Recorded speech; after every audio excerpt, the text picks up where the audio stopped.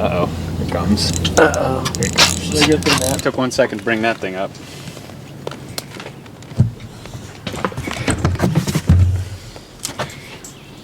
Shallow water perch fishing.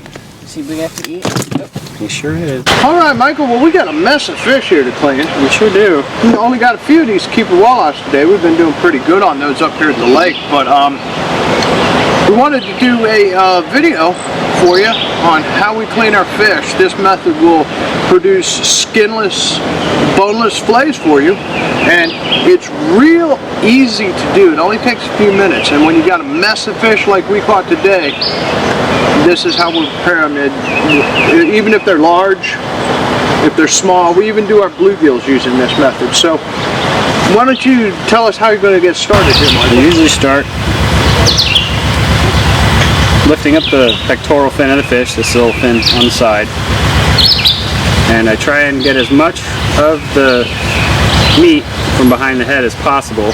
So you're angling it up in there behind the Good head. sharp incision all the way through. Not Okay. through the spine, but just mostly through down to the belly and the pelvic fins here up front. And the next step is creating a slice from the top behind the head all the way down to near the base of the tail. Right down the back, right on to one side of the dorsal fin. So I start by inserting the knife and starting to peel the meat away right on the side of the dorsal fin, and slowly work my way down the spine. Once I get a little ways down, close to the tail, I insert my knife all the way through the fish. Right, comes out right down near the fish's vent, right? Right.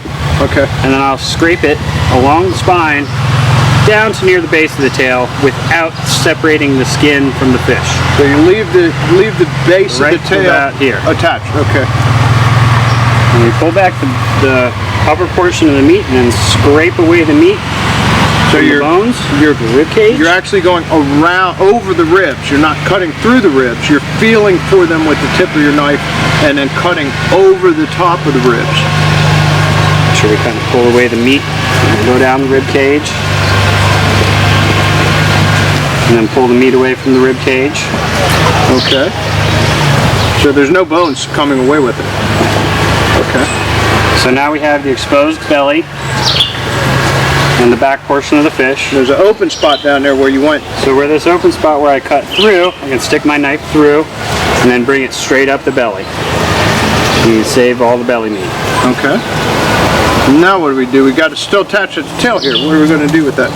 Now once I have that separated, I'll flip the fish around, like so.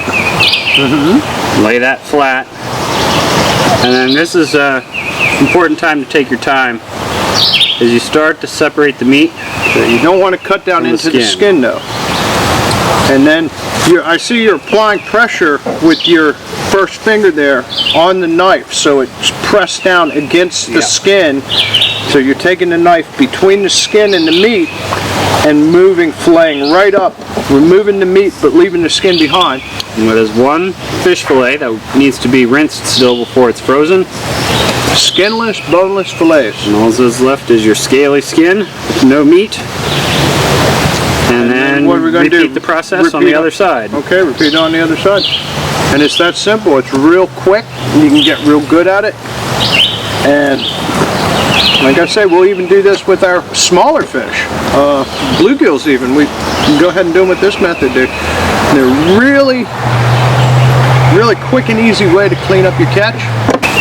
Give this method a try. And if you're interested in seeing how we caught these fish, you can check out our video, Fishing Deep Creek Lake. I'll put a link to it up here on the screen. So make sure you keep your eyes open for all of our outdoor adventures on www.camochairproductions.com. We're sharing the outdoors on YouTube. We'll see you again soon.